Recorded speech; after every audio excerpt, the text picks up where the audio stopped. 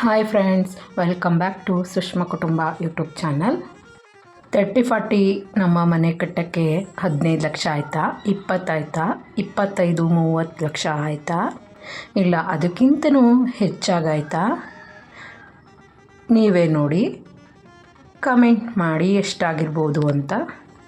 ಸತ್ಯಾನುಸತ್ಯತೆಯ ಅನಾವರಣ ಈ ವಿಡಿಯೋದಲ್ಲಿ ಇದೆ. ಮನೆ ಕಟ್ಟಿ ನೋಡು, ಮದುವೆ ಮಾಡಿ ನೋಡು ಅನ್ನೋದು ಎಷ್ಟು ಸುಲಭ ಹೇಳೋದಕ್ಕೆ ಅಲ್ವಾ. ಗಾದೆ ಇರೋದೇ ಹಾಗೆ. ಮದುವೆ ಬೇಕಂದರೆ ಮಾಡಿಬಿಡ್ಬೋದು, ಮನೆ ಮಾತ್ರ ಕಟ್ಟೋಕ್ಕಾಗಲ್ಲ. ಮನೆ ಕಟ್ಟೋದು ಲಾಂಗ್ ಪ್ರೊಸೀಜರ್ ಅಲ್ವಾ ಫ್ರೆಂಡ್ಸ್. ಮನೆ ಕಟ್ಟೋದು ಅಷ್ಟೊಂದು ಸುಲಭ ಅಲ್ಲ, ಆದರೆ ಸರಿಯಾದ ಪ್ಲ್ಯಾನು ಇದ್ದರೆ ಮಾತ್ರ ಮನೆ ಕಟ್ಟೋಕ್ಕೆ ಸಾಧ್ಯ. ಏನಂತೀರಾ ಫ್ರೆಂಡ್ಸ್? ಮದುವೆ ಬೇಕಾದರೆ 2-3 ತಿಂಗಳಲ್ಲಿ ಮಾಡ್ಬೋದು, ಆದರೆ ಮನೆ ತುಂಬ ಅಂದರೆ ತುಂಬಾ ಕಷ್ಟ. ನೋಡಿ, ನೀವು ನಮ್ಮ ಮನೆ ಕಟ್ಟೋ ವ್ಲಾಗ್ಗೆಲ್ಲ ನಾನು ಶೇರ್ ಮಾಡಿದ್ದೀನಿ, ನನ್ನ ಚಾನಲ್ನ ಚೆಕ್ ಮಾಡ್ಕೋಬೋದು. ನಮ್ಮದು 30-40 ಸೆಟ್ ಆಗಿರೋದ್ರಿಂದ ಮನೆ ಕಟ್ಟೋ ಪ್ರಕ್ರಿಯೆಯಲ್ಲಿ ನಾವು ಕಲಿತಂಥ ಪಾಠಗಳು ಮತ್ತು ಎಷ್ಟು ಖರ್ಚಾಯಿತು ಅನ್ನೋ ಸತ್ಯವನ್ನು ನಾನು ನಿಮ್ಮೊಂದಿಗೆ ಈ ವಿಡಿಯೋದಲ್ಲಿ ಹಂಚ್ಕೋತಾ ಇದ್ದೀನಿ ಫ್ರೆಂಡ್ಸ್. ಹಾಗಾಗಿ ಈ ವಿಡಿಯೋನ ಎಲ್ಲೂ ಸ್ಕಿಪ್ ಮಾಡದೆ ಕೊನೆವರೆಗೂ ನೋಡಿ.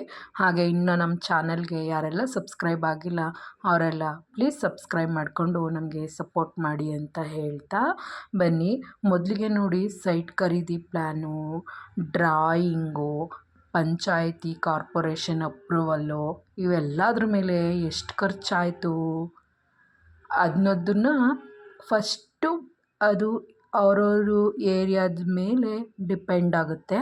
ಆ ಏರಿಯಾದಲ್ಲಿ ಎಷ್ಟೆಷ್ಟು ಖರ್ಚಾಗುತ್ತೆ ಅನ್ನೋದು, ಸೈಟು ಮೆಝರ್ಮೆಂಟು ಮತ್ತು ಏನು ಬಾಳುತ್ತೆ ಆ ಸೈಟು ಅನ್ನೋದ್ರ ಮೇಲೆ ಅದು ಡಿಪೆಂಡ್ ಆಗುತ್ತೆ. ಅದನ್ನು ಪಕ್ಕಕ್ಕಿಡೋಣ. ಇವಾಗ ಎಲ್ಲೇ ಹೋದ್ರೂ ಸ್ವಲ್ಪ ಕೂಲಿ ಚಾರ್ಜಸ್ ಅನ್ನೋದು ಒಂದು ಏರಿಯಾಕ್ಕಿಂತ, ಅಂದರೆ ಸಿಟಿಯಲ್ಲಿ ಮತ್ತು ಹಳ್ಳಿಯಲ್ಲಿ ತುಂಬ ಡಿಫ್ರೆನ್ಸ್ ಬರುತ್ತೆ. ತುಂಬ ಅಂತಂದರೆ ಒಂದು 2 ಲಕ್ಷ ವೇರಿಯೇಷನ್ ಆಗಬಹುದು. ಅಷ್ಟು ಬಿಟ್ಟರೆ ಇನ್ನೆಲ್ಲ ಮೆಟೀರಿಯಲ್ ಚಾರ್ಜಸ್ಸು, ಲೇಬರ್ ಚಾರ್ಜಸ್ಸು ಮತ್ತು ಶ್ರಮ ಎಲ್ಲ ಒಂದೇ ಇರುತ್ತೆ. ಇನ್ನೊಂದು ಹೇಳಬೇಕಪ್ಪ ಅಂತಂದರೆ, ನಾವು ಲೇಬರ್ ಕಾಂಟ್ರಾಕ್ಟ್ ಕೊಟ್ಟರೆ ಮತ್ತು ಇಂಜಿನಿಯರ್ಗೆ ಕೊಟ್ಟರೆ ಸ್ವಲ್ಪ ಚೇಂಜಸ್ ಆಗುತ್ತೆ. ನೀವೇ ನೋಡ್ತಾ ಇರ್ಬೋದು ಈ ವಿಡಿಯೋದಲ್ಲಿ. ನಾವು ಮೆಟೀರಿಯಲ್ ಕಾಂಟ್ರಾಕ್ಟ್ನ ಕೊಟ್ಟಿರೋದ್ರಿಂದ ನಮಗೆ ಆದಂತಹ ಖರ್ಚುಗಳು ಮತ್ತು ಹಂತ ಹಂತವಾಗಿ ನಾನು ಹೇಗೆಲ್ಲ ನಮ್ಮ ಮನೇನ ಕಟ್ಕೊಂಡು ಹೋದ್ವಿ ಮತ್ತು ಎಷ್ಟು ಹಿಂಸೆಗಳು, ಎಷ್ಟು ಕಷ್ಟಗಳನ್ನ ತಗೊಂಡಿದ್ದೀವಿ ಅನ್ನೋದನ್ನು ನಾನು ನಿಮಗೆ ಹೇಳಿದ್ದೀನಿ ಫ್ರೆಂಡ್ಸ್. ನೋಡಿ, ಫಸ್ಟು ಬಂದರೆ ಫೌಂಡೇಶನ್ಗೆ ನಾನು ಆವಾಗಲೇ ಹೇಳ್ದಂಗೆ ನಮ್ಮ ಹಿಂದಿನ ವೀಡಿಯೋನ ನೋಡ್ಕೊಂಡು ಬನ್ನಿ. ಅದು ಪಿನ್ ಟು ಪಿನ್ ನಮ್ಮ ಫೌಂಡೇಶನ್ಗೆ ಎಷ್ಟು ಖರ್ಚಾಗಿದೆ ಅನ್ನೋ ಡೀಟೇಲ್ಸ್ನ ನಾನು ನಿಮಗೆ ಹಾಕಿದ್ದೀನಿ. ದಯವಿಟ್ಟು ಇನ್ನೂ ಯಾರೆಲ್ಲ ಆ ವಿಡಿಯೋನ ನೋಡಿಲ್ಲ ಅದೊಂದು ಸರಿ ನೋಡ್ಕೊಂಡು ಬಂದು ಈ ವಿಡಿಯೋನ ಡೀಟೇಲಾಗಿ ನೋಡಿದ್ರೆ ನಿಮಗೆ ಅರ್ಥ ಆಗುತ್ತೆ. ನೋಡಿ, ಫಸ್ಟ್ ಒಂದು ಗೊತ್ತಿರೋ ಥರನೇ ಇವಾಗ ನಾನು ಆಗಲೇ ಅಪ್ಲೋಡ್ ಮಾಡಿದ್ದೀನಿ. ಬೇಸ್ಮೆಂಟ್ಗೆ ಎಷ್ಟಾಯಿತು ಅಂತ ಇನ್ನು ಕೊರಿತೀರಾ ಅಂತ ಹೇಳ್ತೀರಾ. ನೋಡಿ, ಇದಾದಮೇಲೆ ನಾವು ಫಸ್ಟೇ ಅರ್ಥ ಮಾಡ್ಕೊಡ್ಬೇಕು ವೈರಿಂಗು ಮತ್ತು ವೈರಿಂಗ್ ಬಿಡಿ ಫ್ರೆಂಡ್ಸ್, ವೈರಿಂಗು ಅದು ಫೈನಲಲ್ಲಿ ಬರುತ್ತೆ. ಫಸ್ಟು ಫೌಂಡೇಶನ್ ಆಯಿತು. ಫೌಂಡೇಶನ್ ಆದಮೇಲೆ ಕಂಬಿ ಕೆಲಸಗಳು ಮತ್ತು ಅದೇ ಲಿಂಟ್ಲು ಲೆವೆಲ್ಲು, ಪ್ಲಿಂತ್ ಲೆವೆಲ್ಲು ಅದೆಲ್ಲ ಆಗಾದಮೇಲೆ ಮತ್ತು ಅದಕ್ಕೆಲ್ಲ ಬಾರ್ ಬೆಂಡಿಂಗ್ ವರ್ಕು ಎಲ್ಲ ಮುಗಿಯುತ್ತೆ. ಮತ್ತು ಸಿಮೆಂಟು, ಇಟ್ಟಿಗೆ, ಮರಳು ಮತ್ತು ಮೆಟೀರಿಯಲ್ ರೇಟು ಇದೆಲ್ಲದನ್ನು ನಾನು ನಿಮಗೆ ಎಷ್ಟು ಕಾಸ್ಟಲ್ಲಿ ತೊಗೊಂಡಿದ್ದೀನಿ ಅನ್ನೋದನ್ನು ಶೇರ್ ಮಾಡಿದ್ದೀವಿ. ಮತ್ತು ಇನ್ನು ಲೇಬರ್ ಚಾರ್ಜು ಸಹ ಶೇರ್ ಮಾಡಿದ್ದೀನಿ. ಆ ವಿಡಿಯೋನ ಒಮ್ಮೆ ನೋಡ್ಕೊಂಡು ಬನ್ನಿ.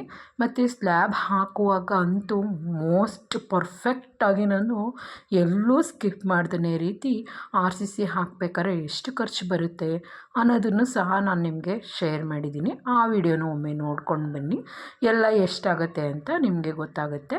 ಫುಲ್ ಕೊನೆವರೆಗೂ ನೋಡಿ, ಎಷ್ಟು ಖರ್ಚಾಗ್ಬೋದು ಅನ್ನೋ ವಿಷಯನ ಡಿಟೇಲಾಗಿ ನಾನು ನಿಮಗೆ ತಿಳಿಸ್ಕೊಡ್ತೀನಿ.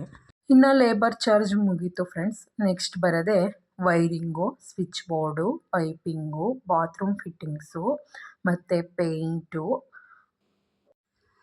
ಹಾಗೆ ಫ್ಲೋರಿಂಗು ಅಂದರೆ ಟೈಲ್ಸು, ಮತ್ತು ಇನ್ನು ಇಂಟೀರಿಯರ್ ವರ್ಕು ಅಂತ ಹೇಳಿದ್ರೆ ವಾಲ್ಡ್ರೂಮು, ಕಿಚನ್ ವಾಲ್ಡ್ರೂಮು, ಮತ್ತು ಎಕ್ಸ್ಟ್ರಾ ಖರ್ಚು ಗ್ರಿಲ್ಸು, ಕಾಂಪೌಂಡು, ಹೀಗೆ ಹೆಚ್ಚುವರಿ ಖರ್ಚುಗಳು ತುಂಬ ಅಂದರೆ ತುಂಬ ಬಂದೋಗ್ತವೆ.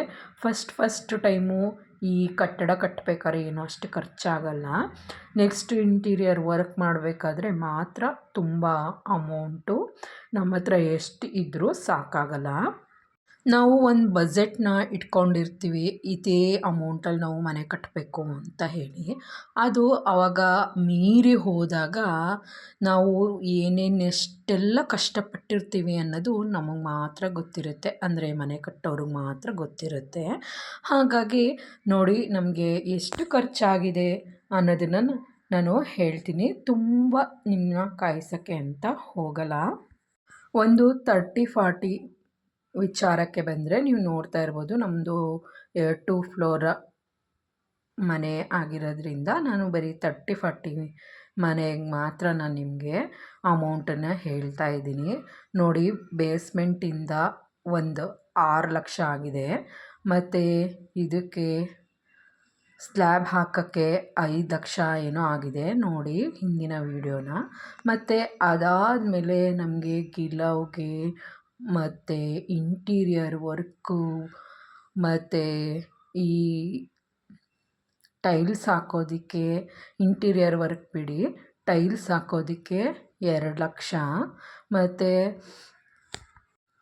ಪೇಂಟಿಗೆ 1 ಲಕ್ಷ, ವಾಲ್ಡ್ರೂಬ್ಗೆ 4 ಲಕ್ಷ, ಇನ್ನು ಎಕ್ಸ್ಟ್ರಾ ಖರ್ಚುಗಳು ಮತ್ತು ಲೇಬರ್ ಚಾರ್ಜಸ್ಸು ಟೋಟಲಾಗಿ ನಾವು ಒಂದು 30-40 ಮನೇನ ಕಟ್ಟಬೇಕು ಅಂತ ಅಂದರೆ, ಸಿಂಪಲಾಗಿ ಕಟ್ತೀವಿ ಅಂತ ಅಂದ್ರೂ ನಮಗೆ 30 ಲಕ್ಷ ಅಮೌಂಟು ಬೇಕಾಗುತ್ತೆ ಫ್ರೆಂಡ್ಸ್.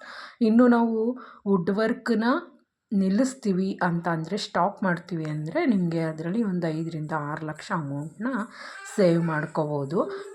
ನೀವೇ ಅಂದ್ಕೊಂಡಂಗೆ ಆಂಧ್ರ ಮೆಸ್ ಹಾಕಿರೋದ್ರಿಂದ ನಮಗೆ ಒಂದು 2 ಲಕ್ಷ ಅಮೌಂಟು ಸೇವ್ ಆಗಿದೆ. ನಾವು ಮತ್ತೆ ಒಂದು ಸೈಡು ಕಾಂಪೌಂಡ್ ಬಂದಿಲ್ಲ, ನೀವೇ ನೋಡ್ತಾ ಇರ್ಬೋದು ವೀಡಿಯೋಸ್ನ. ಒಂದು ಸೈಡ್ ಅನ್ನೋದಕ್ಕಿಂತ 2 ಸೈಡ್ ಬಂದಿಲ್ಲ ಫ್ರೆಂಡ್ಸ್ ಕಾಂಪೌಂಡು. ಹೀಗಾಗಿ ನಮಗೆ ಟೋಟಲಾಗಿ 1 ಫ್ಲೋರ್ ಮನೆ ಕಟ್ಟೋದಕ್ಕೆ ಅಂದ್ಕೊಬಿಡಿ, ಮತ್ತು ನೀವು ಎತ್ತಿಟ್ಕೊಬಿಡಿ 30 ಲಕ್ಷ ಅಮೌಂಟು ಬೇಕೇ ಬೇಕು. ಅಂದರೆ ಒಂದು ಚದರಕ್ಕೆ ನೀವು ಸುಮಾರಾಗೆ ಮಾಡ್ತೀನಿ ಅಂತ ಅಂದರೆ 2,30,000 ರೂಪಾಯಿ ಅಮೌಂಟು ಬೇಕೇ ಬೇಕಾಗುತ್ತೆ. ನೀವು ನೋಡಿರ್ಬೋದು ನಮ್ಮ ಮನೆ ಕಟ್ಟೋ ವೀಡಿಯೋಸ್ ಎಲ್ಲನೂ ನಾವು ಹಾಕಿರೋದು ಎಲ್ಲ ಬೇವಿನ ವುಡ್ಡು ಮತ್ತು ಈ ಥರ ಆಂಧ್ರ ಮೆಸ್ಸು, ಹಾಗೆಯೇ ಎಲ್ಲದಕ್ಕೂ ನಾವು ಪಟ್ಟಿನೇ ಮಾಡಿಸಿದ್ದೀವಿ.